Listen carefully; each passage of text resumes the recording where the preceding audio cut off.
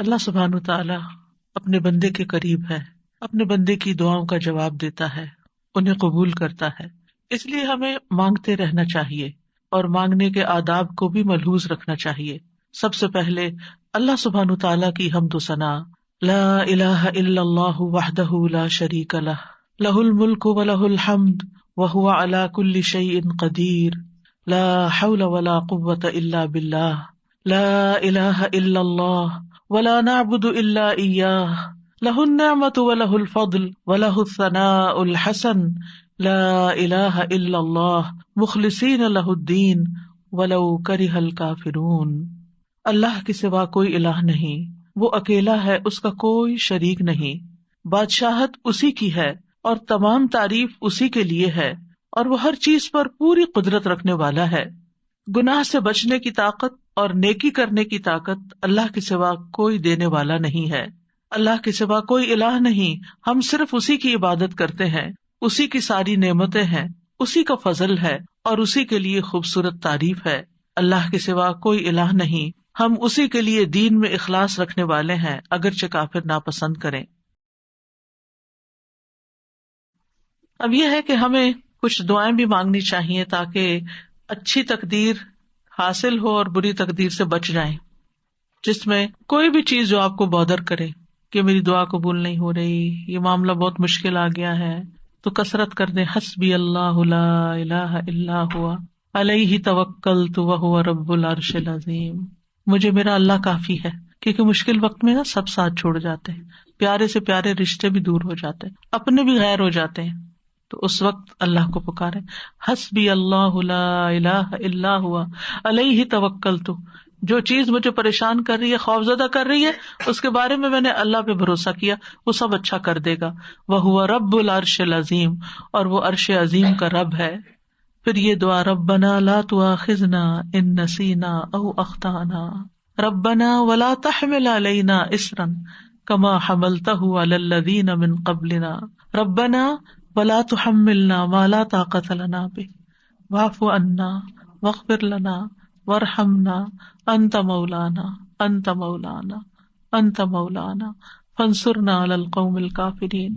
پھر لا حول ولا قوۃ الا باللہ، یہ تو جنت کے خزانوں میں سے ایک خزانہ ہے، اس کی تکرار کر دینی چاہیے، کثرت کر دینی چاہیے۔ اس کا مطلب کیا ہے کہ اللہ کی مدد کے بغیر نہ کوئی چیز پھر سکتی ہے، ٹل سکتی ہے، اور نہ ہی کچھ کرنے کی قوت ہمیں حاصل ہو سکتی، یا اللہ کی مدد کے بغیر نیکی کرنے کی طاقت نہیں ہوتی اور برائی سے باز رہنے کی ہمت نہیں ہوتی، سب کچھ اللہ ہی کے اختیار میں ہے۔ جب بندہ یہ کہتا ہے تو پھر بندہ دراصل اپنے آپ کو اللہ کے سپرد کر دیتا ہے، اللہ تعالیٰ اس کو اپنی سرپرستی میں لے لیتا ہے۔ نبی صلی اللہ علیہ وسلم نے فرمایا، کیا میں تمہیں جنت کے خزانوں میں سے کسی خزانے کا نام بتاؤں؟ میں نے کہا کیوں نہیں؟ آپ نے فرمایا، لا حول ولا قوۃ الا باللہ۔ ابو ہریرہ کہتے ہیں، میں سمجھتا ہوں کہ آپ نے یہ بھی فرمایا کہ اس پر جب انسان لا حول ولا قوۃ الا باللہ کہتا ہے تو اللہ تعالیٰ فرماتا ہے، میرے بندے نے سر تسلیم خم کر دیا اور خود کو میرے حوالے کر دیا، سپرد کر دیا۔ حول کا کیا مطلب ہوتا ہے؟ تبدیلی ہونا، کوئی چیز تبدیل نہیں ہو سکتی الا باللہ، لا حول ولا قوت، اور کوئی اسٹرینتھ، قوت، طاقت، ریسورسز مجھے نہیں مل سکتے مگر اللہ ہی کی مدد سے۔ لا حول ولا قوت، لا حول، حول کا مطلب پھرنا، یہ تکلیف دور نہیں ہو سکتی، یہ تقدیر نہیں ٹل سکتی، یہ مشکل آسان نہیں ہو سکتی، یہ چیز جو مجھے بادر کرتی ہے زندگی سے نہیں جا سکتی مگر اللہ کی قوت سے ضرور جا سکتی ہے۔ ولا قوت، میرے پاس کوئی قوت نہیں، کسی کے پاس کوئی اختیار نہیں کہ وہ مجھے کوئی چیز دے سکے مگر اللہ کے پاس سارا اختیار ہے۔ تو معاملہ ہم نے اللہ کے سپرد کر دیا۔ یہ جنت کے دروازوں میں سے ایک دروازہ ہے، نبی صلی اللہ علیہ وسلم کے فرمان کے مطابق یہ جنت میں پودے لگانے والا عمل ہے۔ اس کلمے کو کثرت سے کہنے کا حکم دیا گیا ہے۔ ابو ذر کہتے ہیں، میرے خلیل صلی اللہ علیہ وسلم نے 7 چیزوں کی وصیت کی، ان میں سے ایک یہ ہے کہ میں لا حول ولا قوت الا باللہ کی کثرت کر دوں، اور جس کا یہ آخری کلام ہو جس میں لا حول ولا قوت الا باللہ، اس کو آگ نہیں چھوئے گی۔ بندہ جب کہتا ہے لا الہ الا اللہ واللہ اکبر تو اللہ تعالیٰ فرماتا ہے، میرے بندے نے سچ کہا، میرے سوا کوئی معبود نہیں اور میں سب سے بڑا ہوں۔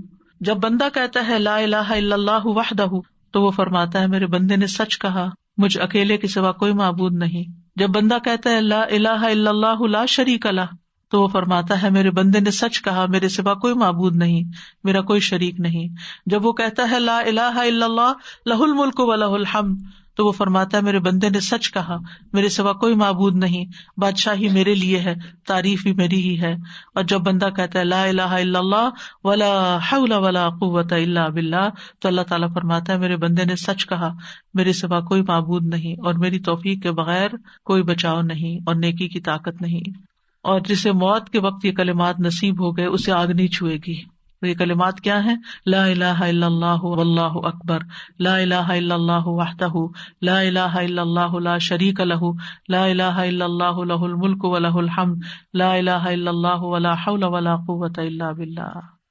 ایک اور دعا بھی پڑھنی چاہیے بری تقدیر سے بچنے کے لیے، اللہم انی اعوذ بک من جہد البلاء ودرک الشقاء وسوء القضاء وشماتۃ الاعداء. اے اللہ بے شک میں تیری پناہ میں آتا ہوں سخت مصیبت، بدبختی لاحق ہونے سے، بری تقدیر اور دشمنوں کے خوش ہونے سے.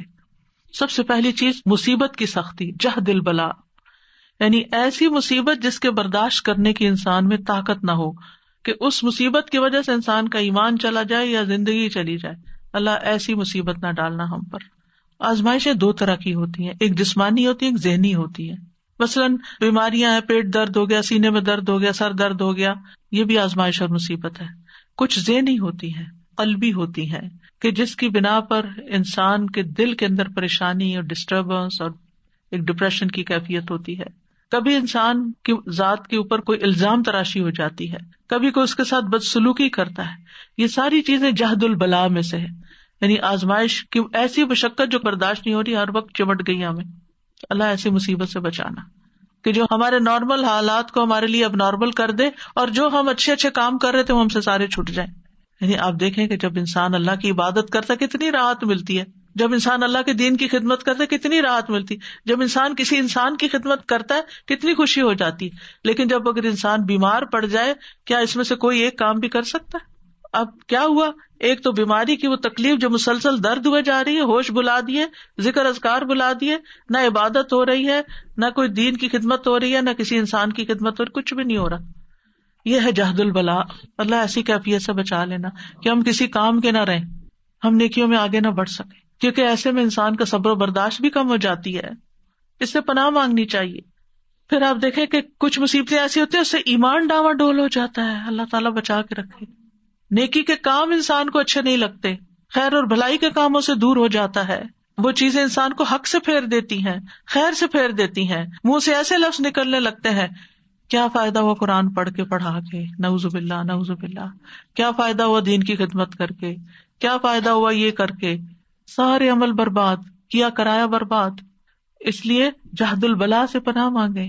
دوسرا درک الشقا، درک کا مطلب ہوتا پانا، کسی چیز کو ملنا، کہیں پہنچ جانا، اور شقا کہتے ہیں وہ چیز جو تباہی تک پہنچا دے، اور یہ سعادت کے برعکس ہوتا ہے.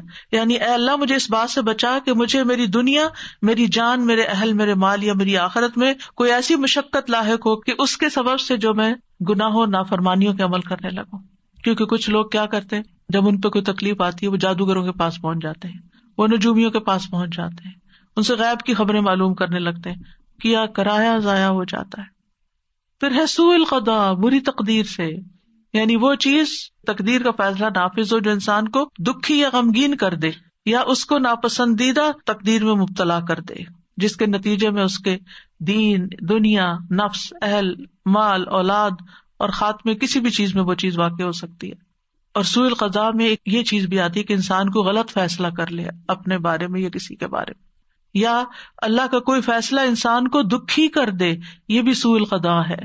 یعنی اس کا دکھ اتنا ہو کہ اس سے وہ نکل نہ پائے، اور پھر انسان سوچے سمجھے بغیر کوئی فیصلہ کرے، بغیر عاقبت اور انجام کو دیکھے ہوئے، بس صرف جذبات میں آ کے یا کسی حالت اور کسی پریشانی اور مصیبت میں پڑ کے. مثلا بعض اوقات ہم کوئی نیکی کا کام کر رہے ہوتے، جیسے حضرت ابوبکر جو تھے وہ مستح کو ماہانہ وظیفہ دیتے تھے. جب مستح نے الزام لگایا حضرت عائشہ پر یا ان لگانے والوں کے ساتھ شامل ہو گئے تو حضرت ابوبکر نے کیا کہا، اب میں نہیں دوں گا اس کو کچھ، اس نے میرے احسان کا یہ بدلہ چکایا. کیا ہم میں سے ہر بندہ یہی نہیں کرتا کہ جس پر آپ احسان کر رہے تھے وہ آپ کے ساتھ کچھ کر دے تو آپ کہتے ہیں بس میری خیر بند. تو اللہ تعالیٰ نے کیا فرمایا؟ ان کو تو وحی کے ذریعے بتا دیا گیا تھا کہ نہیں، الا تحبون ان یغفر اللہ لکم، تم نہیں چاہتے اللہ تمہیں معاف کر دے؟ ہمیں کون بتائے گا؟ ہم قرآن پڑھیں گے تو ہمیں بھی پتہ چل جائے گا، لیکن اگر ہم قرآن پڑھنا پڑھانا ہی چھوڑ دیں گے تو ہمیں کہاں سے پتہ چلے گا یہ سب کچھ کہ ہم نے زندگی میں کیا کرنا ہے، ہمارے لیے گائیڈنس کیا ہے؟ تو پھر ایسی صورت میں یہ سوء القضاء ہے، برے فیصلے. اور قضاء فیصلے کو بھی کہتے ہیں، ڈیسیژن کو بھی، کہ مثلاً آپ کورٹ میں اپنا کوئی معاملہ لے کے جاتے ہیں اور آپ کے خلاف کوئی فیصلہ ہو جاتا ہے، یہ بھی سوء القضاء ہے. یا لوگ آپ کے بارے میں بری طرح ججمنٹل ہو جاتے ہیں، یہ بھی سوء القضاء ہے کہ لوگ آپ کے بارے میں برا سوچنا شروع کر دیتے ہیں. تو اللہ سبحانہ وتعالیٰ ہمیں سوء القضاء سے بچائے. وشماتۃ الاعداء، کسی مصیبت پہ دشمنوں کا خوش ہونا، یا اللہ اس چیز سے بھی ہمیں محفوظ رکھنا. اور پھر ایک اور دعا، اللہم انی اعوذ بک من زوال نعمتک وتحول عافیتک وفجاءۃ نقمتک وجمیع سخطک. اے اللہ بے شک میں تیری پناہ لیتا ہوں اس بات سے کہ تیری دی ہوئی کوئی نعمت مجھ سے چھن جائے، تیری دی ہوئی عافیت پلٹ جائے، کوئی ناگہانی عذاب آئے، اور تیری تمام ناراضگیوں سے تیری پناہ لیتا ہوں کہ تو کبھی مجھ سے ناراض ہو. اور وَأَسْأَلُكَ الرِّضَا بَعْدَ الْقَضَاءِ، أَسْأَلُكَ الرِّضَا بَعْدَ الْقَضَاءِ، یا اللہ تقدیر نافذ ہونے کے بعد مجھے راضی کر دینا، یعنی میں اس پہ ناراض نہ ہوں. تو اللہ کے فیصلوں پر راضی ہونا جو ہے یہ بھی دل کے سکون اور اطمینان کا ذریعہ ہے. یحییٰ بن معاذ سے کہا گیا، بندہ اللہ کی تقدیر پر راضی رہنے کے مقام پر کیسے پہنچ سکتا ہے؟ تو انہوں نے کہا، جب وہ اپنے نفس کو 4 چیزوں پہ قائم کر لیتا ہے جن کے ساتھ وہ اپنے رب کے ساتھ معاملہ کرتا ہے. نمبر 1 وہ کہتا ہے اللہ اگر تو مجھے عطا کرے گا میں قبول کروں گا. دوسرا وہ کہتا ہے اگر تو مجھے محروم رکھے گا میں راضی رہوں گا. تیسرے اگر تو مجھے چھوڑ دے گا تو میں تیری عبادت کروں گا. چوتھے اگر تو مجھے بلا لے گا یعنی موت میری آئے گی تو میں تیری پکار پہ لبیک کہوں گا. تو صرف مومن ہی اللہ کے فیصلوں پہ راضی ہوتا ہے. لہٰذا صبح شام 3 دفعہ پڑھیں، رضیت باللہ ربا وبالاسلام دینا وبمحمد النبی. جو شخص دل سے یہ کہتا ہے اس کے لیے جنت واجب ہو جاتی ہے. اور پھر وتر کی نماز میں وبارک لی فیما اعطیت وقنی شر ما قضیت فانک تقضی ولا یقضی علیک، اور میرے لیے اس چیز میں برکت دے دے جو تو نے مجھے عطا کی ہے، مجھے اس چیز کی برائی سے بچا جو تو نے مقدر کر دی ہے. تو فیصلہ کرتا ہے اور تیرے خلاف کوئی فیصلہ نہیں کر سکتا. لہذا انسان اللہ سبحانہ وتعالیٰ سے دعائیں کرتا رہے اور اللہ کی رضا پہ راضی رہے. تو اصل میں تقدیر کیا ہے؟ اللہ کے فیصلے ہیں. ہمارے پارٹ پہ کیا ہے؟ ہم ان پہ راضی رہیں اور اس کی عبادت نہ چھوڑیں اور اس کا در نہ چھوڑیں، اس سے دعا نہ چھوڑیں، اصرار اور تکرار کے ساتھ دعا کرتے رہیں. یہ دعا ہم نماز کے بعد پڑھتے ہیں، اور اس میں آپ نے دیکھا کہ صرف اور صرف اللہ تعالیٰ کی حمد و ثنا ہے، اللہ تعالیٰ کی توحید کا بیان ہے، اللہ تعالیٰ کی صفات کا بیان ہے. جب بندہ اللہ سبحانہ تعالیٰ کی تعریف کرتا ہے، شرک سے برات اور اللہ تعالیٰ کی عبادت کا اقرار کرتا ہے، تو یہ دعا کی اعلیٰ ترین قسم ہے. یہ زبان حال سے انسان پکار رہا ہوتا ہے کہ یا رب میں تیرا محتاج ہوں اور میرے سارے مسائل کا حل صرف اور صرف تیرے ہی پاس ہے، کیونکہ تو ہر چیز پر پوری قدرت رکھنے والا ہے. اور پھر اللہ سبحانہ تعالیٰ کی تعریف ہر حال میں، چاہے ہمیں کوئی پریشانی ہو، دکھ ہو، تکلیف ہو، ہم اپنی تقدیر کے واقع ہونے سے گھبرائے ہوئے ہوں، پھر بھی اللہ سبحانہ تعالیٰ سے بدگمان نہیں ہونا، بدظن نہیں ہونا، دور نہیں ہونا، ناراض نہیں ہونا، بلکہ پلٹ پلٹ کر اسی کی طرف رجوع کرنا ہے اور اسی کی تعریف کرتے رہنا ہے. تو ہر قسم کی تعریف صرف اور صرف اللہ ہی کے لیے ہے. وہی ہے جو لاچار کی دعا قبول کرتا ہے جب وہ اسے پکارتا ہے، وہی ہے جو مظلوم کی مدد کرتا ہے جب وہ اسے بلند آواز سے پکارتا ہے، اور وہی ہر تکلیف کو ہم سے دور کرتا ہے اور ہر برائی کو ہم سے ہٹا دیتا ہے. ہمارا دل اسی کے ذکر سے زندہ ہوتا ہے، ہمارے معاملات اسی کے حکم سے وجود میں آتے ہیں، اور ہماری مشکلات اسی کی رحمت سے دور ہوتی ہیں. ہمیں اسی کی دی ہوئی حفاظت سے حفاظت ملتی ہے اور مشکلات اسی کے آسان کرنے سے آسان ہوتی ہیں. ہمیں اطاعت اور عبادت اور دعا کی توفیق بھی اسی کی رحمت سے ملتی ہے، وہی دیتا ہے.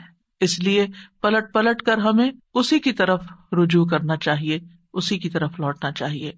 ہماری زندگی میں بہت سے واقعات ایسے ہوتے ہیں کہ جو ہمیں ناگوار ہوتے ہیں، لیکن وہ ہماری تقدیر کا حصہ ہوتے ہیں. ہمیں سمجھ نہیں آ رہا ہوتا کہ ہمارے ساتھ ایسا کیوں ہو رہا ہے، وہ کیا وجہ ہے کہ یہ حادثہ میری زندگی میں ہو گیا ہے. یہ مشکل میرے ہاں پیش آ گئی ہے، یہ اللہ کی دی ہوئی تقدیر میں سے ہے.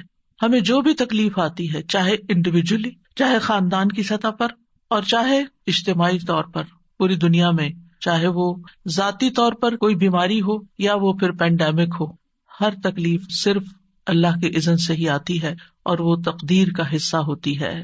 اللہ سبحانہ تعالیٰ کا ارشاد ہے، قل لن يصيبنا إلا ما كتب الله لنا هو مولانا وعلى الله فليتوكل المؤمنون.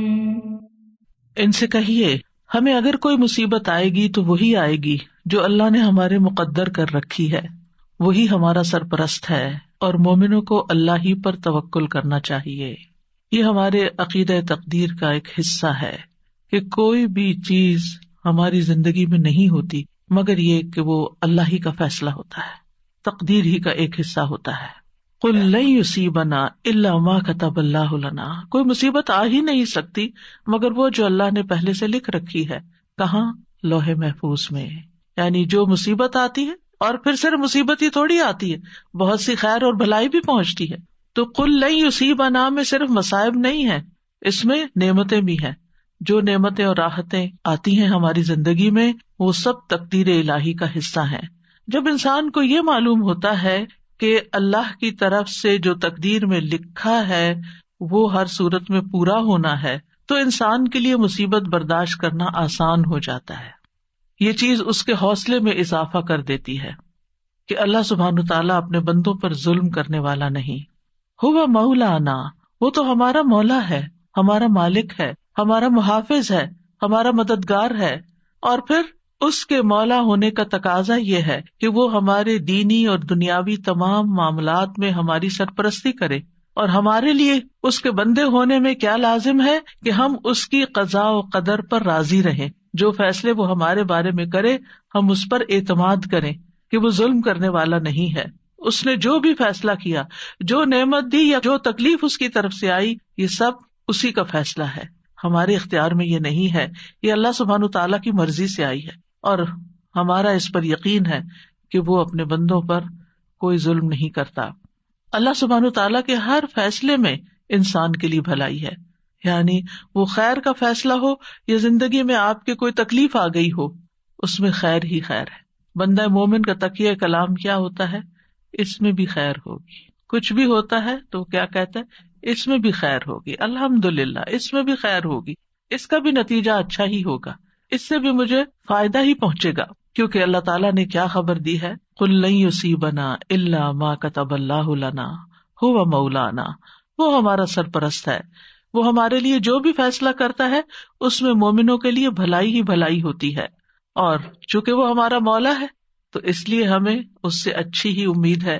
اور ولا مولا لہم، جیسے نبی صلی اللہ علیہ وسلم نے احد کے موقع پر فرمایا تھا کہ اللہ مولانا ولا مولا لہم، اللہ ہمارا مولا ہے اور ان کا کوئی مولا نہیں. یعنی جو اس پر ایمان نہیں رکھتے اور جو اس کی تقدیر پر ایمان نہیں رکھتے پھر ان کا کوئی مولا نہیں، ان کا کوئی سرپرست نہیں. اہل ایمان کو اللہ سبحانہ تعالیٰ اپنی پناہ میں لے لیتا ہے.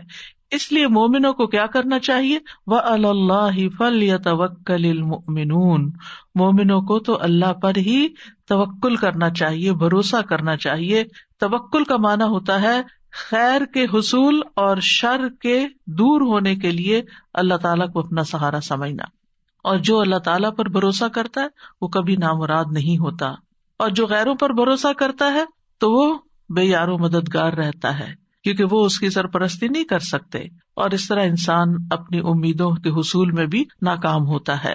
تو توکل کیا ہوتا ہے؟ توکل یہ ہوتا ہے کہ انسان اپنی بے بسی کا اظہار کر دے، میرے بس میں کچھ نہیں، میرے پاس کچھ نہیں، اور ہر چیز کا مالک اللہ ہے اور ہر کام اس کے اذن سے ہوتا ہے، وہی کرے گا اور جو کرے گا وہ خیر ہی کے فیصلے کرے گا. تو دنیا اور آخرت کے فوائد اور نقصانات، کیونکہ توکل کو سمجھنا بڑا ضروری. دنیا اور آخرت کے فوائد اور نقصانات کے معاملے میں دل کا اللہ کی ذات ہی پر اعتماد کرنا، دل کا اعتماد، اور یہ ایمان رکھنا کہ اللہ کے سوا کوئی عطا نہیں کر سکتا اور نہ کوئی روک سکتا ہے، نہ نقصان پہنچا سکتا ہے نہ نفع دے سکتا ہے. اللہم لا مانع لما اعطیت ولا معطی لما منعت ولا ينفع ذا الجد منک الجد. یعنی کوئی بھی فائدہ ہے یا کوئی بھی نقصان ہے، اپنی زندگی میں آنے والے فوائد اور نقصانات دونوں کی طرف نظر کیجیے. اس معاملے میں کوئی بھی نقصان ہوا، کوئی بھی تکلیف آئی، کوئی بیماری آئی، کوئی مشکل آئی، کوئی بری خبر سنی، کوئی بھی چیز، یہ اللہ کا فیصلہ ہے. اور پھر دل کا اس بات پر اعتماد ہے، ایمان ہے، یقین ہے کہ اللہ اچھا ہی کرے گا. اگر بظاہر نظر آنے والی کسی تکلیف کے ذریعے انجام میرا وہ اچھا کرنا چاہتا ہے تو بھی میں اس کی رضا پہ راضی ہوں، اور اگر نفع پہنچا کر وہ مجھے کوئی فائدہ دینا چاہتا ہے تو بھی میں اسی کے شکر گزار ہوں. یعنی اپنا ہر معاملہ اللہ تعالیٰ کے سپرد کر دینا، اور اس بات کا یقین رکھنا کہ اگر اس نے میرے لیے خیر لکھی ہے تو کوئی روک ہی نہیں سکتا، اور اگر اس کی طرف سے میرے لیے کوئی آزمائش یا تکلیف راستے میں ہے تو پھر کوئی اور میری مدد کر ہی نہیں سکتا.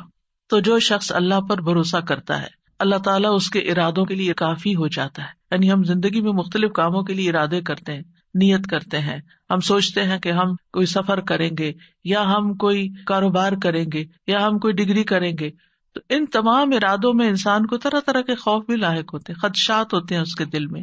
تو پھر جب انسان اپنی سی کوشش کر لیتا ہے، پڑھائی کے لیے محنت کر لیتا ہے، جاب کے لیے محنت کر لیتا ہے، یا ٹریولنگ کے لیے اپنے سارے بندوبست کر لیتا ہے، تو اس کے بعد اس کے دل کو ایک اطمینان ہو جانا چاہیے کہ اب میں نے اپنی طرف سے محنت کر لی ہے، اب اس کے بعد معاملہ میرا اللہ کے سپرد ہے. ہوگا یہ سب کچھ اسی وقت جب اللہ چاہے گا، اور جو وہ چاہے گا وہی میرے حق میں خیر کا فیصلہ ہوگا. تو جو اللہ پر بھروسہ کرتا ہے تو اللہ تعالیٰ اس کو شر سے بچا لیتا ہے اور مصیبتوں سے نجات دیتا ہے اور لوگوں کے شر سے بھی محفوظ رکھتا ہے. تو ہم سب جانتے ہیں کہ ہمارا اللہ سبحانہ تعالیٰ پر، اس کے رسول پر، اس کے فرشتوں پر، کتابوں پر ایمان کے علاوہ تقدیر پر بھی ایمان ہے کہ ہماری زندگی میں جو کچھ ہو رہا ہے یہ اللہ کے اذن سے ہو رہا ہے، یہ اللہ کے فیصلے ہیں جو ہم پر نافذ ہوئے ہیں. ہماری تخلیق کی ابتدا سے لے کر کے ہم لڑکی ہوں یا لڑکا ہوں، ہماری کیا شکل و صورت ہو، ہماری آنکھوں کا رنگ کیسا ہو، ہماری ہائٹ کتنی ہو، ہماری عمر کتنی ہو، ہمارا رزق کیا ہو، یہ سب اللہ سبحانہ تعالیٰ نے ڈیسائیڈ کیا ہے. اور وہ چیزیں ہمیں وقت کے ساتھ ساتھ پہنچ رہی ہیں، وہ چیزیں ہماری زندگی میں ہو رہی ہیں. اس پر ایمان رکھنا کہ ان چیزوں کا اصل مالک اللہ ہے، یہ ہمارے لیے بہت ضروری ہے. تقدیر کے لیے عربی میں 2 لفظ استعمال ہوتے ہیں، ایک ہے قضاء اور ایک ہے قدر.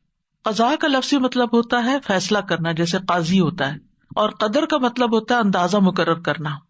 تو قدر وہ تقدیر ہے جو اللہ سبحانہ تعالیٰ نے اپنی مخلوقات کے معاملے میں اپنے علم کے مطابق مقرر کر دی ہے، اور قضاء وہ فیصلہ ہے جو اللہ نے اپنی مخلوقات کے معاملے میں کیا ہے اور اس کو حقیقت واقع میں وجود بخشا ہے، یعنی اس کو وجود بھی دیا ہے.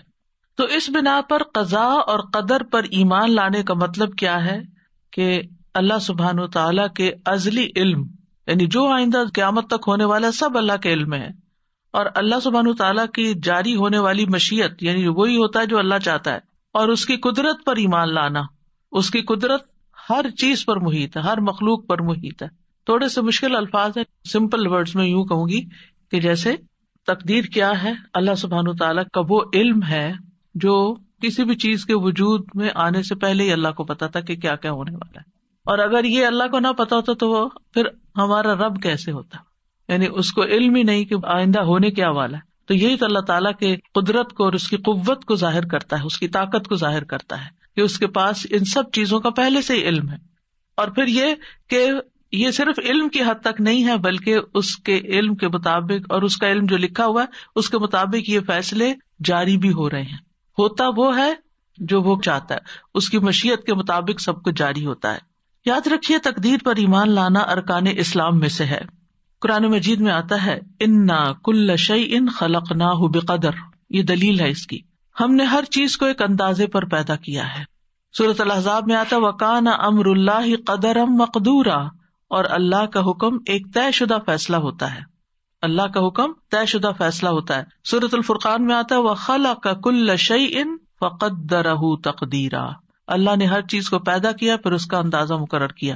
لہٰذا ہم میں سے کون ہے جو ان آیات کو جھٹلا سکتا ہو یا وہ کہے کہ تقدیر وقدیر کچھ نہیں ہوتی. آج کل ایسے لوگ بھی دیکھنے کو ملیں گے کہ جو تقدیر پر ایمان نہیں رکھتے، وہ کہتے ہیں تقدیر کچھ نہیں ہوتی، ہوتا وہی ہے جو انسان خود کرتا ہے، آپ کی تقدیر آپ کے اپنے ہاتھ میں. ایسا نہیں ہے. اللہ سبحانہ وتعالیٰ کیا فرما رہے؟ وَخَلَقَ كُلَّ شَيْءٍ فَقَدَّرَهُ تَقْدِيرًا. اللہ نے ہر چیز پیدا کی پھر اس کی تقدیر مقرر کی. تقدیر قدر سے، قدر کا مطلب کیا تھا؟ اندازہ کرنا کہ کتنی بڑی ہوگی، کتنی چھوٹی ہوگی، کیا اس کی ایج ہوگی، کیا کرے گی، کیا فائدہ دے گی، کیا نقصان دے گی، یہ سب اس کا مقرر کردہ ہے. تقدیر پر ایمان کے 4 ارکان ہوتے ہیں، یہ 4 مراتب ہوتے ہیں. پہلا مرتبہ اللہ کے علم پر ایمان لانا کہ اللہ تعالیٰ علم رکھتا ہے. دوسرا اس بات پر ایمان لانا کہ قیامت تک جو کچھ ہونے والا ہے اس نے لوح محفوظ میں لکھ دیا ہے، یعنی اللہ کا علم یہ لکھا ہوا ہے. تیسرا اللہ کی مشیت اور ارادے پر ایمان لانا جو اس کی قدرت کاملہ کے مطابق نافذ ہونے والا ہے، یعنی اللہ سبحانہ وتعالیٰ کا ارادہ ہے اور اس کا ارادہ پورا ہوتا ہے. چوتھا اللہ نے ہر مخلوق کو پیدا کیا ہے اور اس تخلیق میں اس کا کوئی شریک نہیں. تو ہمارا اس بات پر ٹھوس ایمان ہے کہ اللہ سبحانہ وتعالیٰ اپنے ازلی سے مطلب یہ کہ بگننگ سے علم کی بنا پر ہر چیز کو جانتا ہے، جو کچھ ہو چکی، جو ہو رہی ہے، جو آئندہ ہونے والی ہے، سب کچھ اس کے لیے غیب اور حاضر کیا ہے؟ برابر ہے. پھر یہ کہ اللہ کا علم مخلوق کے علم جیسا نہیں، اللہ کے علم نے ہر چیز کو گھیر رکھا ہے. وَأَنَّ اللَّهَ قَدْ أَحَاطَ بِكُلِّ شَيْءٍ عِلْمًا. اللہ نے ہر چیز کو علم کے ساتھ گھیرا ہوا ہے، یعنی اللہ تعالیٰ کو اس کی ہر ڈائمینشن، ہر صورت، ہر اس کے نتائج، اثرات، سب کچھ پتا ہے. انسان نے تو بہت لیٹلی ڈسکور کیا نا کہ انسان کی زندگی کی بنیادی اکائی جو وہ سیل ہے، اور سیل کس چیز سے بنا ہوا ہے. لیکن اللہ سبحانہ تعالیٰ نے جب بنایا تھا اس سے پہلے اللہ جانتا تھا کہ وہ کیا بنانے والا ہے، تو وہ جانتا ہے سب کچھ.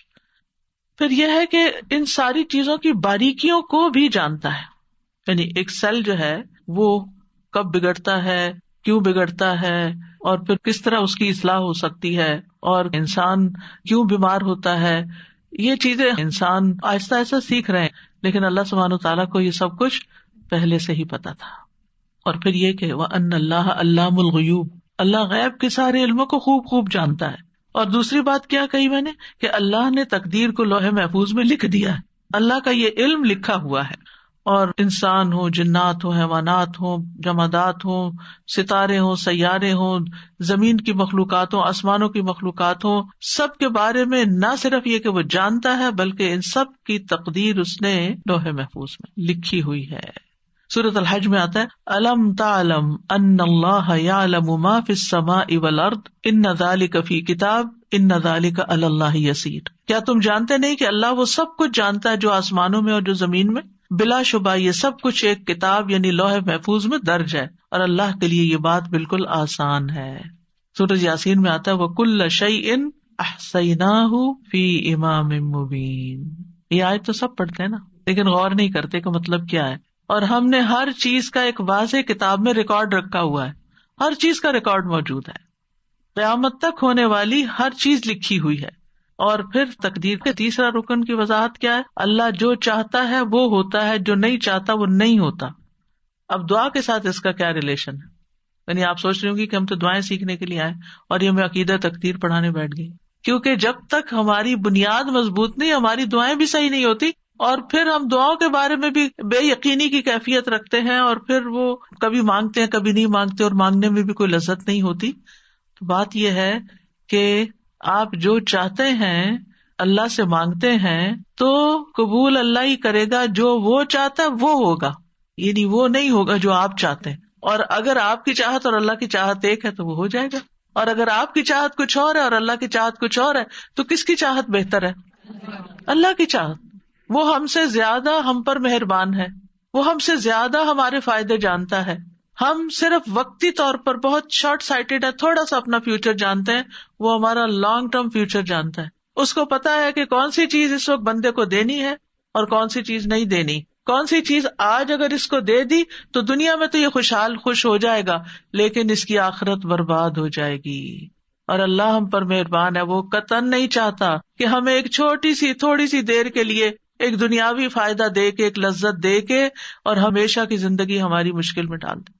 تو وہ ہم سے روک دیتا ہے، نہیں اس کو یہ نہیں دینا، کیونکہ یہ اس کے لیے بظاہر فائدے کی چیز ہے لیکن حقیقت میں اس کے لیے نقصان دہ۔ ہم اپنا نفع نقصان نہیں سمجھتے، اللہ سبحانہ وتعالیٰ خوب جانتا ہے، وہ جانتا ہے کہ ہمیں کیا ملنا چاہیے کیا نہیں ملنا چاہیے، اس لیے ہم دعا کرتے رہتے ہیں۔ اور آپ دیکھیے، پہلے بھی میں نے اس بات کا ذکر کیا تھا کہ اگر وہ نہ بھی ملے جو ایک چیز ہم مانگ رہے ہیں اور جس کے لیے روز دعا کرتے ہیں، صبح شام ہر وقت ہمارے دل میں غم لگا ہوا، وہی مانگتے رہتے ہیں، اگر وہ چیز نہیں بھی ملتی تو کیا کچھ بھی نہیں ملتا؟ آپ مسلسل عبادت کی حالت میں ہیں، جب تک آپ دعا کی حالت میں، آپ عبادت کی حالت میں، آپ کو عبادت کا اجر مل رہا ہے۔ اگر یہ مشکل آپ کی زندگی میں نہ ہو تو کیا آپ دعا کریں؟ کیا اللہ کو یاد کریں؟ کیا آپ کا اتنا اجر اکٹھا ہو؟ کیا آپ اتنی دیر عبادت کی حالت میں رہیں؟ تو اس میں بھی اللہ تعالیٰ کی مصلحت ہے کہ وہ کچھ دعاؤں کی قبولیت کو مؤخر کر دیتا ہے کہ یہ بندہ اور زیادہ دعائیں کرے۔ بعض لوگوں کی مناجات، بعض لوگوں کا رونا اللہ کے آگے، بعض لوگوں کا فریادیں کرنا اللہ کے آگے اللہ تعالیٰ کو بہت پسند آتا ہے، اور وہ چاہتا ہے کہ یہ بندہ کچھ دیر اور اسی حال میں رہے، ایسی ہی دعائیں کرے، کیونکہ جب ہر چیز ملی بھی ہوتی ہے نا تو بس ایک روٹین کی نماز ہوتی ہے، روٹین کی دعائیں ہوتی ہیں جس میں کوئی دل نہیں لگا ہوتا ہمارا۔ لیکن جب کسی مشکل میں ہوتے ہیں تو پھر ہم گڑ گڑا کے مانگتے ہیں، پھر رو کے مانگتے ہیں، پھر چپ کے مانگتے ہیں، پھر تنہائی میں مانگتے ہیں، پھر سب کے بیچ میں اجتماعی دعا کرتے ہیں، پھر کسی سے ریکویسٹ کرتے ہیں کہ آپ ہمارے لیے دعا کریں۔ اور آپ دیکھیے بندہ مومن جب پریشانی کی حالت میں ہوتا ہے تو گناہ جھڑنا شروع ہو جاتے ہیں۔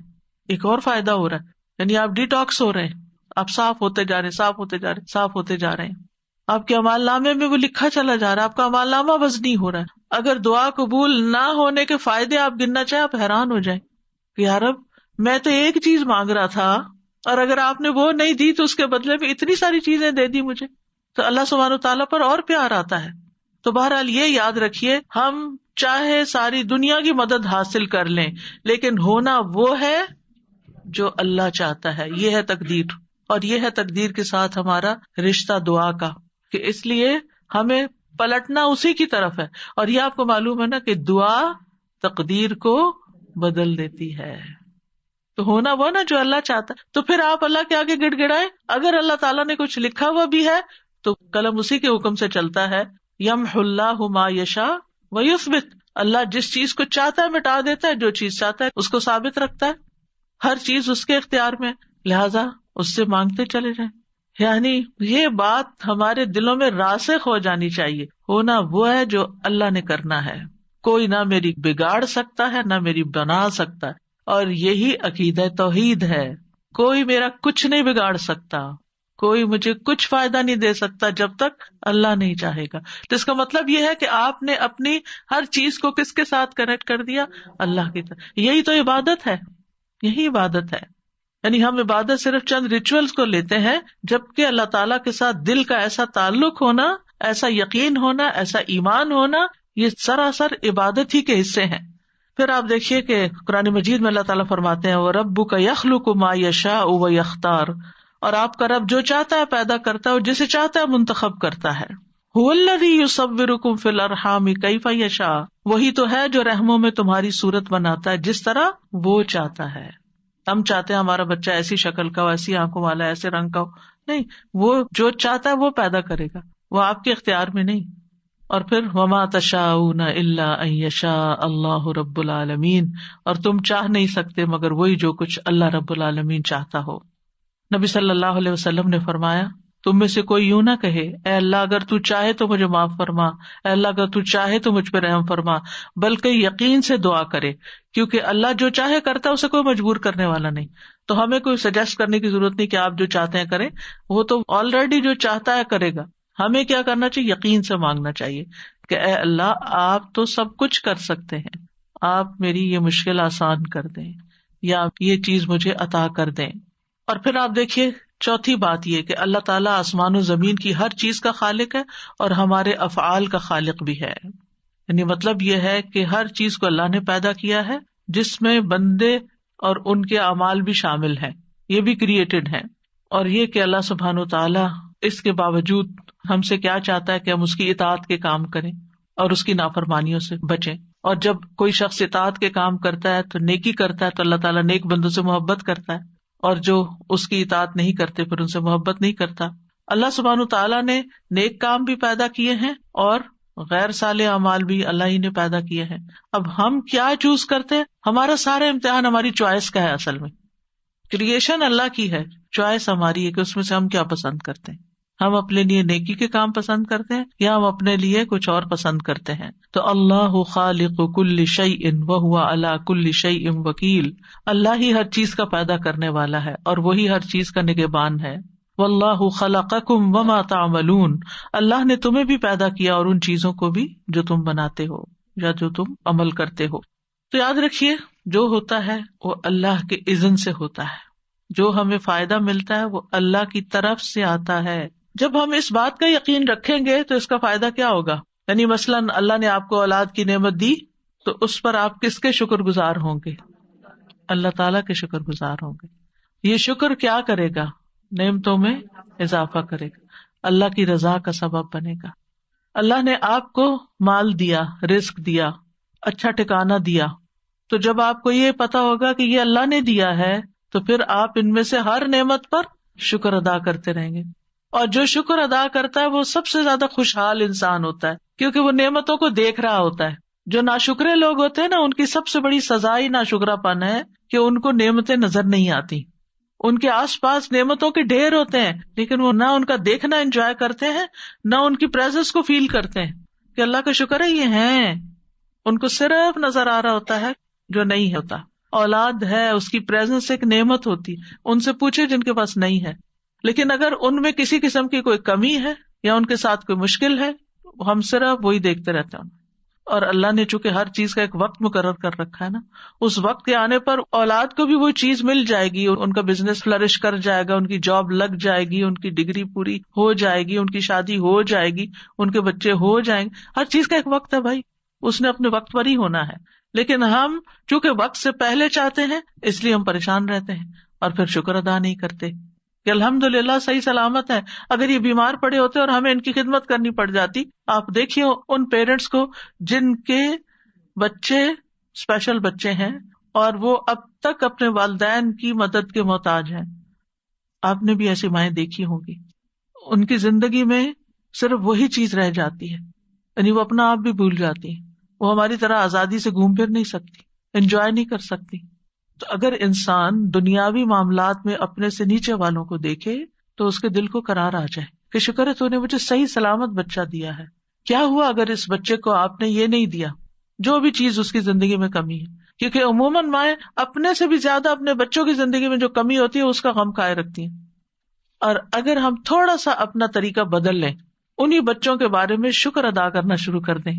اللہ تیرا شکر ہے تو نے دیا، اللہ تیرا شکر ہے زندگی ہے، صحت ہے، سلامتی ہے، اللہ تیرا شکر ہے. آپ دیکھیے اس شکر کے بنا پر اللہ سبحانہ تعالیٰ آپ کو وہ بھی دے دے گا جو اب تک نہیں ملا، جو آپ مانگ رہے ہیں. کیونکہ شکر نعمتوں کو کھینچ لاتا ہے. اور ناشکری ہر وقت غم دکھ کی فریاد کرتے رہنا، ہر وقت پریشان رہنا یہ نعمتوں کو اور دور کر دیتا ہے. تو یاد رکھیے تقدیر پر ایمان لانا ہمارے ایمان کا حصہ ہے، اور ایمان کی حقیقت اس وقت تک نہیں انسان کو پتہ چلتی جب تک وہ تقدیر پر ایمان نہیں رکھتا. ابو درداء کہتے ہیں نبی صلی اللہ علیہ وسلم نے فرمایا ہر چیز کی ایک حقیقت ہوتی ہے اور کوئی شخص اس وقت تک ایمان کی حقیقت کو نہیں پہنچ سکتا جب تک اسے یہ یقین نہ ہو جائے کہ اسے جو چیز پہنچی ہے یعنی اچھی یا بری وہ اس سے خطا نہیں ہو سکتی تھی، اور جو چیز خطا ہوگی وہ اسے پہنچ نہیں سکتی تھی، مل ہی نہیں سکتی تھی. یعنی جو شخص اس بات کو سمجھ جاتا ہے، یعنی جو دعا قبول ہو گئی وہ ہونی ہی تھی اور جو نہیں ہوئی اس نے نہیں ہونا تھا. تو جب تک انسان کو یہ بات سمجھ نہ آئے تو اس وقت تک وہ ایمان کی حقیقت کو نہیں پہنچتا. یعنی ایمان اس بات کا تقاضا کرتا ہے کہ اللہ سبحانہ تعالیٰ کی کمپلیٹ اتھارٹی پر انسان کا ایمان ہو، کہ اصل قادر مطلق. یہ کیوں کہتے ہیں قادر مطلق؟ مطلق ہوتا ہے ایبسلیوٹ، اصل تو قدرت اس کے پاس ہے. یاد رکھیے جو شخص تقدیر کو جھٹلائے اس کے اعمال قبول نہیں ہوتے. نبی صلی اللہ علیہ وسلم نے فرمایا 3 لوگوں سے اللہ نہ کوئی فرض قبول کرے گا نہ نفل. نمبر 1 والدین کا نافرمان، نمبر 2 احسان جتانے والا، اور نمبر 3 تقدیر کو جھٹلانے والا. عمل ہی قبول نہیں ہوتے. ڈھیر صدقے کا بھی دے تو وہ بھی قبول نہیں ہوگا. عبداللہ بن عمر قسم کھا کے فرمایا کرتے تھے اگر تقدیر کا انکار کرنے والوں میں سے کسی کے پاس احد پہاڑ کے برابر سونا بھی ہو اور وہ سارے کا سارا اللہ کے راستے میں دے دے تب بھی اللہ اسے قبول نہیں کرے گا جب تک وہ تقدیر پر ایمان نہ لائے۔ ابن عمر کہا کرتے تھے انسان اللہ سے بھلائی طلب کرتا ہے تو اللہ اس کے لیے کسی چیز کو منتخب کر لیتا ہے، یعنی اس کے لیے کسی تکلیف کو منتخب کر لیتا، مطلب یہ تھا۔ پھر وہ اپنے رب سے ناراض ہو جاتا ہے اور اپنے انجام کا انتظار نہیں کرتا۔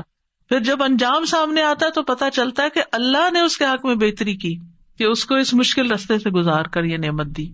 اللہ ہماری مصلحتوں کو ہم سے زیادہ بہتر جانتا ہے، اس لیے اللہ کے فیصلوں پر اعتماد ہونا چاہیے۔ آپ دیکھیں کہ بچے جب چھوٹے ہوتے ہیں نا تو ماں باپ سے اکثر ناراض رہتے ہیں، ہمیں کیوں اسکول بھیجتے ہیں، ہمیں کیوں ہوم ورک کرنے کو کہتے ہیں، ہمیں کیوں چھٹی نہیں کرنے دیتے، ہمیں کیوں فلاں چیز نہیں لے کے دیتے، ہمیں کیوں زیادہ چاکلیٹ نہیں کھانے دیتے، کیونکہ ان کا بس چلے تو کھانے پینے کی جگہ صرف سویٹس اور کینڈیز ہی کھا لے تو ماں باپ نہیں کھانے دیتے۔ یعنی جتنی بھی چیزیں ہیں آپ دیکھیں کہ بچے آپ سے خوش نہیں ہوں گے، وہ آپ کو اپنا دشمن سمجھیں گے کہ شاید ہم ستیلے ہیں یا انہوں نے کہیں سے اڈاپٹ کیا ہوا ہمیں، جو اتنی سختی ہم پر کرتے ہیں۔ لیکن جب بڑے ہوتے ہیں تو پھر تھینک فل ہوتے ہیں، آپ کا شکریہ کہ آپ نے ہم پر سختی کی، ہمیں پڑھایا لکھایا اور ہمیں یہاں تک پہنچایا۔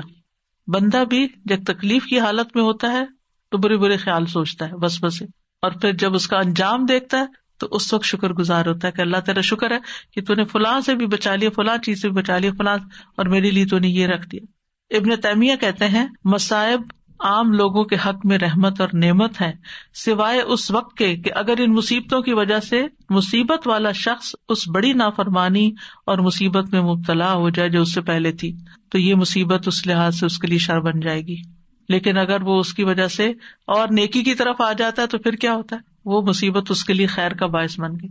چوتھی چیز کیا ہوئی، تقدیر کے فیصلوں پہ اللہ سے راضی رہنا ہے اور ناراض نہیں ہونا، اللہ کو الزام نہیں دینا، اللہ کی تقسیم پہ راضی رہنا ہے۔